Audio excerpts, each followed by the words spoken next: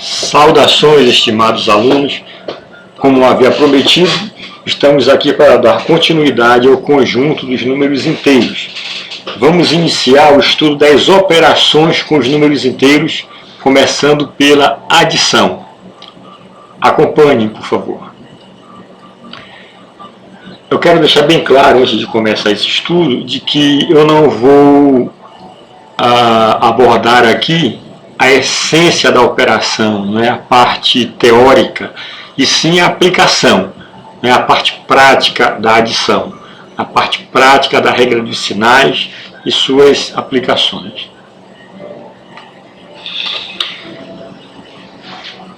Quando nós vamos adicionar dois números inteiros, a primeira coisa, a primeira preocupação que devemos ter é com os sinais desses números. Se você perceber que os números possuem sinais iguais, qual o procedimento? Aí você tem que manter o mesmo sinal das parcelas e somar esses valores. Por exemplo, nós temos aqui o menos 8 somado com menos 5. Perceba que os sinais aqui são iguais. Menos 8 e menos 5. Ambos os sinais são negativos. Então, se eu estou somando números, os sinais são iguais, eu simplesmente vou manter o mesmo sinal, vou repetir o mesmo sinal e vou somar os valores 8 mais 5. 8 mais 5 é 13, como os sinais são negativos, são iguais, então eu repito o mesmo sinal das parcelas. Tudo bem? Observe esse outro exemplo. Nós temos aqui o mais 10 somado com o mais 6. Ambos possuem sinais positivos.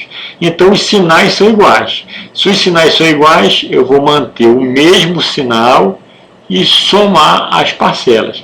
10 mais 6 é 16. Sinais são iguais, então eu mantenho o mesmo sinal, positivo. E se os sinais forem diferentes? Se os sinais forem diferentes, aí a gente toma outra atitude, né? Percebam o seguinte, quando os sinais são iguais, a gente soma as parcelas e mantém o mesmo sinal. Mas quando os sinais forem diferentes, a gente vai fazer o inverso, né? O contrário. Ao invés de somar, nós vamos subtrair o maior do menor. Então, aqui, menos 8 somado com mais 5. Os sinais são diferentes. Então, eu vou subtrair 8 menos 5 é 3. E aí, que sinal eu devo adotar? Aqui, gente, equivale à lei do mais forte, do maior. Então, quem for maior vai deixar o seu sinal na resposta. Quem é maior? 8 ou 5? O 8 é maior. Qual o sinal do 8? Negativo. Então, nós temos aqui o negativo na resposta. Portanto, menos 8 mais 5 é igual a menos 3. Observe outro exemplo. Menos 6 somado com mais 10. Os sinais são diferentes. 6 é negativo, 10 é positivo. Como os sinais são diferentes, então também eu vou subtrair o maior do menor. 10 menos 6 é 4. E qual sinal eu devo colocar? Sempre do maior. Quem é maior, 6 ou 10? O 10 é maior. O sinal do 10 é positivo, portanto, o resultado é positivo. Mais 4. Menos 6 com mais 10, isso é mais 4. Observe aqui mais um exemplo. Se eu tenho menos 3 e quero somar com menos 7. Menos 3 com menos 7. São sinais iguais ou diferentes? São diferentes, são iguais, desculpa, né? Menos e menos. Então, se os sinais são iguais, eu repito o sinal e somo os números. 7 mais 3, 10. Entretanto, se eu tenho aqui o menos 3 somado com mais 7, perceba que agora os sinais são diferentes. Então, eu não vou somar, como eu fiz anteriormente, eu vou subtrair o maior do menor. 7 menos 3, 4, e vou colocar na resposta o sinal do maior. O maior entre 3 e 7 é o 7, o sinal do 7 é positivo. Tudo bem? Então, continuando com a adição de números inteiros. Nós temos uma notação simplificada para a adição que torna muito mais simples, como o nome já diz, né, a forma de enxergar essa adição. Por exemplo, Aqui nós temos um exemplo de mais 3 somado com mais 5. Observa só essa adição aqui, ó, de número inteiro. Tem muito elemento, aí nós podemos enxugar essa expressão. Nós podemos escrever na forma simplificada, ou seja, escrever simplesmente o que está dentro dos parênteses, né, escrito de vermelho. O mais 3 e o mais 5. Aqui ó, nós temos o mais 3 e o mais 5. Podemos jogar fora o sinal da operação, porque nós sabemos que é uma adição. E não há necessidade de colocar os parênteses aí, né? Então nós podemos simplesmente escrever mais 3 e mais 5, né? Sabendo que é uma adição. E mais 3 com mais 5, os sinais são iguais. Se são iguais, então eu vou repetir o mesmo sinal, eu mantenho o mesmo sinal das parcelas e somo os números 5 mais 3 ou 3 mais 5, como você preferir. Isso aqui vai dar mais 8 como resposta. Um outro exemplo, menos 9 somado com menos 4. Aqui, ó, escrevo na forma simplificada, é muito mais interessante, colocando só o que está de vermelho no interior dos parênteses. Ó. O menos 9 e menos 4. Então eu tenho aqui a forma simplificada da adição. Menos 9 com menos 4. Os sinais são diferentes ou iguais? São iguais. Então, mantenho o mesmo sinal. Repito o sinal e pelos sinais serem iguais, eu vou somar as parcelas. 9 somado com 4, 9 mais 4 é 13. Portanto, menos 9 com menos 4 é menos 13. Observe mais esse exemplo. Menos 12 somado com mais 9. Escrevendo na forma simplificada, só o que está dentro do parênteses. Menos 12 e o mais 9. Menos 12 com mais 9. Os sinais são diferentes. Então, eu escrevo o sinal do maior, o maior é o 12, e subtraio 12 menos 9, que é 3. Então, menos 12 somado com mais 9, isso é igual a menos 3. Tudo bem?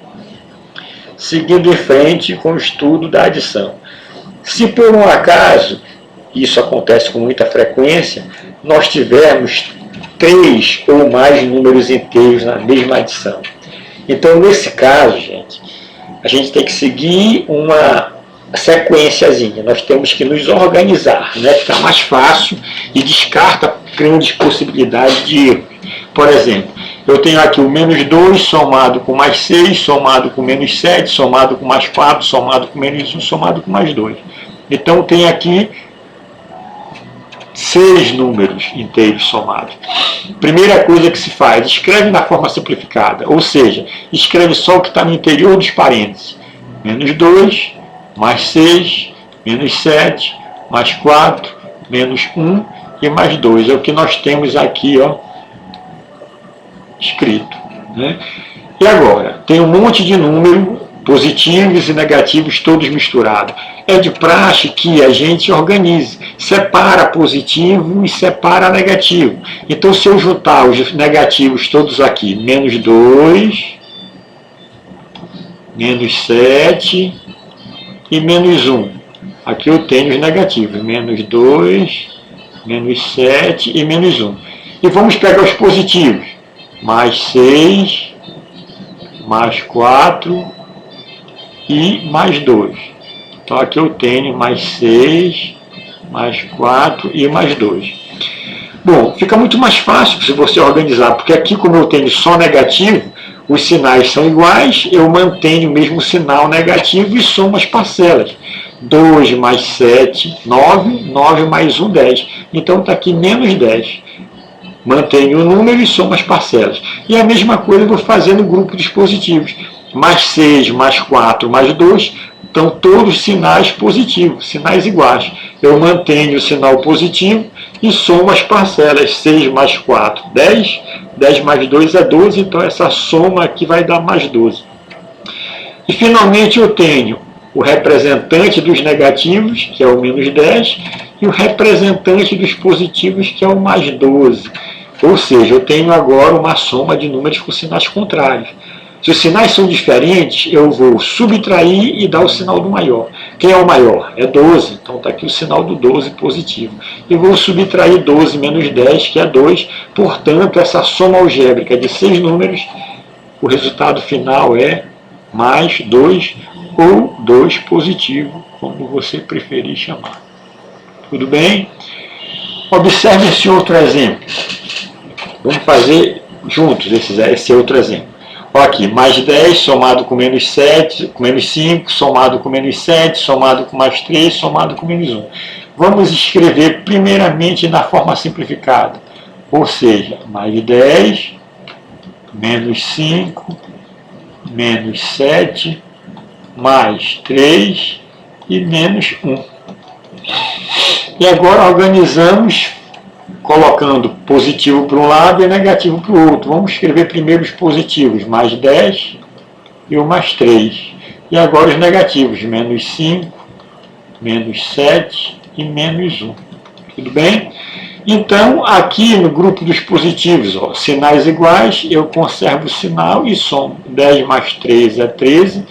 E aqui o grupo dos negativos, também os sinais são iguais, eu conservo o sinal negativo e somo. 5 mais 7 é 12, 12 mais 1 é 13. E coincidentemente eu fiquei com o mais 13 e o menos 13. Se eu for usar a regra dos sinais aqui, gente, o que é que diz quando os sinais são diferentes? Dá o sinal do maior e subtrai. Bom, eu vou subtrair 13 menos 13 é 0. Né? Mas como é que eu vou dar o sinal do maior, se o 13 não é maior que nem menor que 13? Por essa razão, o zero não tem sinal.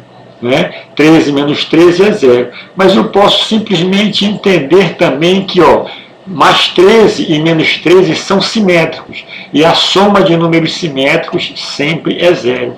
Por exemplo, se eu tenho menos 14 com mais 14, soma de simétrico eu posso simplesmente cortar e a resposta é sempre 0. Então, o resultado desse segundo exemplo, 0.